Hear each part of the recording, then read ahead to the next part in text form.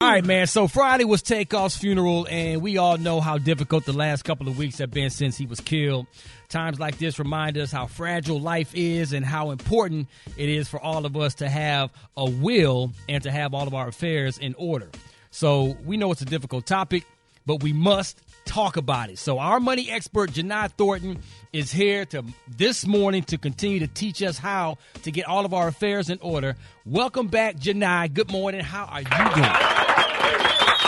Good morning. Good morning, everybody.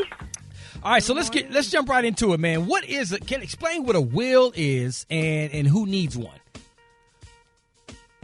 You know, I know how difficult this topic is, but I'm happy that we're taking a moment to stop and pause and talk about it. So a will, just think about it. It's a legal document that gives instructions on things like who will be the guardian of our children, who are going to get our assets, like our house or our bank accounts. And it will even give instructions on things like, do you want to be buried or cremated? But what a will really is, a will is a gift. It's an act of love, and it allows order during what we know to be a very, very difficult time. So for the people who need a will, if you have minor children, you need a will. If you have adult kids with special needs, you need a will. If you have a blended family, you absolutely positively need a will. But if you have assets that you want to be very intentional about who you leave them to, and then, of course, for most of us, if you got some people in your family, you know there's going to be some drama, you absolutely need a will to make sure we have some order. Now, Jini, is it true that if someone dies without a will, the court will decide who gets custody of their children and who will inherit their assets? Brad, yes. And my mother always had that saying, keep them people out your business. So we wouldn't automatically go to like your mother or your close next of kin or your husband or wife or something if you don't have a will? But the court is going to decide that. And depending upon the state, it will determine your assets, who is going to get what. So if you don't want that drama, if you don't want all of that, you have to make those decisions. But you think about it, Brad, part of it's about money, but the court can be deciding who is going to raise your children, your kids. Mm-hmm. So you want to make those decisions yourself, because the person who is next in line may not be the person who you want to get the money, or they may not be the person you want to be raising your children. So you have to make those decisions yourself. Yeah. And you know what? Good morning, Jini. This is Maria. People think that the will is the only thing that's important, but there's also the healthcare directive. Can you talk about that and why that's important as well? Maria, the healthcare directive is very important. And what that does is it's a document that you are making health decisions for yourself in the event that you can't. So if there's certain type of treatments that you don't want or that you do want, you get to decide that in advance. Maria, the healthcare directive is also important is because you're determining the people who can make health decisions on your behalf if you can't. So whether it's just one or two people, but you're picking those people because, again, whoever's next in line may not be the person that you want to be making those decisions, or honestly, they may not be capable of making those type of decisions. They may not be good under pressure.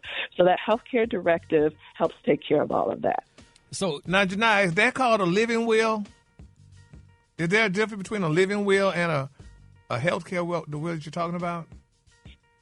Yes, I'm talking about the healthcare directive or the healthcare power of attorney. It has several different names based on the state that you may live in. And I'm glad that you brought that up because some of these documents based on the state, I live in Georgia, is typically referred to as a healthcare directive. But in your state, it could be called something slightly different. But yes, the terms are similar. The terms are different, but it typically all means the same thing. So, Jini, if people think that they don't need an attorney or can't afford one or want to prepare a will themselves or a power of attorney or a healthcare directive that you're talking about, what websites can they check out? Here are a few resources for you. So I did this event in Atlanta last week called Black Women Will, where we prepared 90 wills and healthcare directives for Black women for free. We did it for 90 women for free.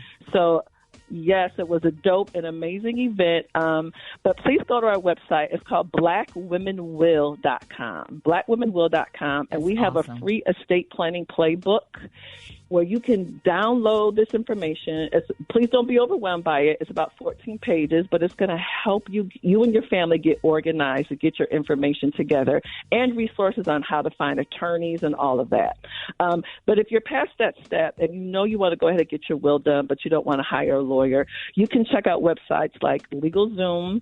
Quicken has a product called Will Maker, and you can spend normally around between $100 and $300 to get those done.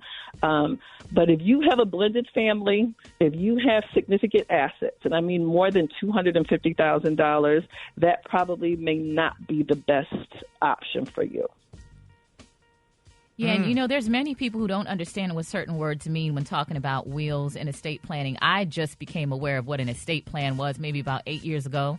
My husband and I got one, and when we got it back, it was like thick, like a telephone book. Executor, guardian, trust, right? All of these terms. Yeah, it's a lot. Can you talk about some of those terms that are included in an estate plan? And Maria, I'm glad that you're bringing that up, because the more familiar and the more comfortable we get with these words, the easier it is going to be for us to take care of our estate plan. You know, it's interesting. Can you believe 70% of Black people die without a will, regardless of income or assets? So 70% of us. And it has significant impact on how we transfer wealth. And wealth may be only a house, but that is wealth. So if we want to have a better control over how we transfer wealth and not start over each generation, we have to get these documents done. But you brought up one key word, which is important: executor or executrix, you'll hear. This is the person that's in charge of your will. This is a person that you're picking to help carry out the wishes of your will. So it could be someone that you love, of course, but it also needs to be somebody who's very business-minded, who's good under pressure, that you could trust, but knows how to get business done. So that's a very important person that you want to pick. And, of course, guardian. We know what that guardian means. This is the person that is going to raise our children if we're not here, you know, or take care of our adult children who have special needs. So those are a couple terms we need to get familiar with and make those decisions. That's amazing, Jini. As always, thank you for the helpful information that you always bring to our listeners. Real fast, man, if people just tuned in and missed out the first part of this interview, how can people reach you and get more information about this? If you need some help with your estate planning and you want our free estate planning playbook, please go to blackwomenwill.com. Again, blackwomenwill, WILL.com for our free resource. And have an amazing Monday, everybody. There it is. Give it up for Jini Thornton.